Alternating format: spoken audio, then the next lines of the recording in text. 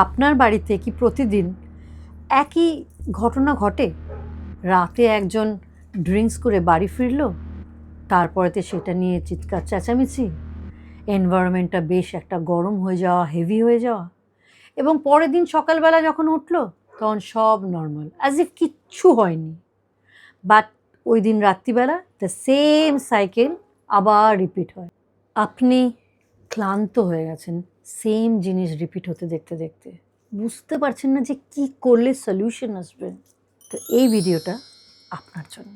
নমস্কার, আমি ডক্টর মহুয়া ভট্টাচার্য আপনাদের সঙ্গে আজকে ফিরে এলাম আরও একটা ইম্পর্টেন্ট জিনিস নিয়ে।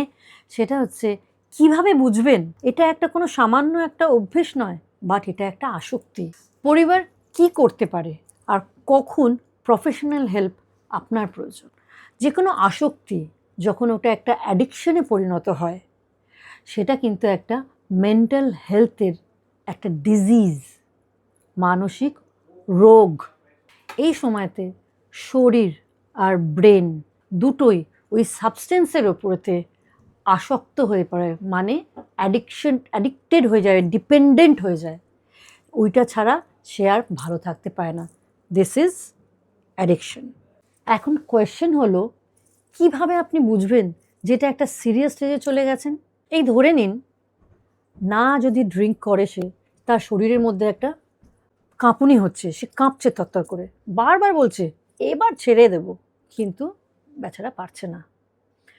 ফ্যামিলি, কাজকর্ম, বিভিন্ন রিলেশন, সমস্ত কিছু কিন্তু একটা আফেক্ট হয়ে যাচ্ছে। আর সবচেয়ে ইম্পর্টেন্ট কি জানেন, সে সব বুঝতে পারছে, সে সব কিছু বুঝতে পেরেও যখন নিজেকে কন্ট্রোল করতে পারছে না, নিজেকে থামাতে পারছে না, তখন কিন্তু এটা অ্যাডিকশন। তাহলে এখন দেখা যাক পরিবারে সবচেয়ে কমন ভুলগুলো কী এবং কোন কোন কাজটা একদম করা উচিত নয়। সবচেয়ে কমন ভুল হলো সব কিছুকে লুকিয়ে রাখা, চেপে রাখা, লোক কী বলবে এই ভয়ে। কিন্তু এটা প্রবলেমকে আরও বাড়িয়ে দেয়, আরও একটা ভুল করতে দেয়, তখন সে তার সম্পর্ককে ছেড়ে দেয় এবং ডিস্টেন্স ক্রিয়েট করে ফেলে। তাহলে আপনারা পরিবার কি করলে সেই পেশেন্টের একটু সুবিধা হয়? তাকে শান্তভাবে শুনতে চেষ্টা করুন, তার প্রত্যেকটা কথা শুনুন, তাকে জাজ করবেন না, তাকে নেগেটিভলি নেবেন না, শান্ত করে তার কথা শুনুন। প্রথমে আমরা যেটা করি সেটা হচ্ছে একটা ডিটেইল কনসালটেশন, যেখানে আমরা বুঝতে পারি কন্ডিশনটা কতটা ডিপ, কোন কোন ধরনের সাপোর্ট দরকার, পেশেন্টটি কত দিন ধরে এই সাবস্টেন্সে আসক্ত এবং কতটা পরিমাণভাবে সে নিচ্ছে।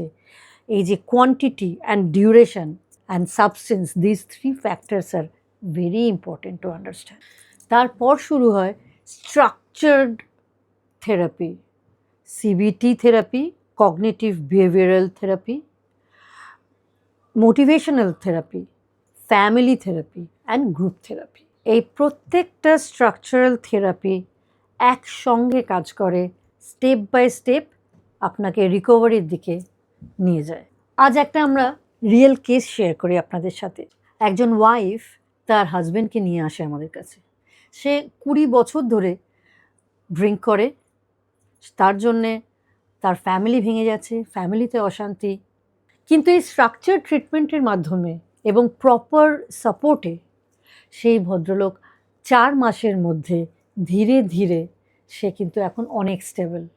তার পরিবার এখন একসাথে বেশ ভালো, আগের থেকে অনেকটাই ভালো আছে। শুধু ঠিক সময় যদি আমরা ইন্টারভেন করি, এই প্রপার টাইমে ইন্টারভেনশন কিন্তু আপনার কমপ্লিটলি ফ্যামিলি লাইফ, নিজস্ব পেশেন্টের যে লাইফ, একদম ঠিক হয়ে যেতে পারে, আপনার জীবন বদলে যাবে। তাই আপনার কাছে একটা রিকোয়েস্ট, যদি আপনার পরিবারে এরকম কিছু হচ্ছে, একলা লড়বেন না, হেল্প পাওয়া যায়, and recovery is absolutely possible.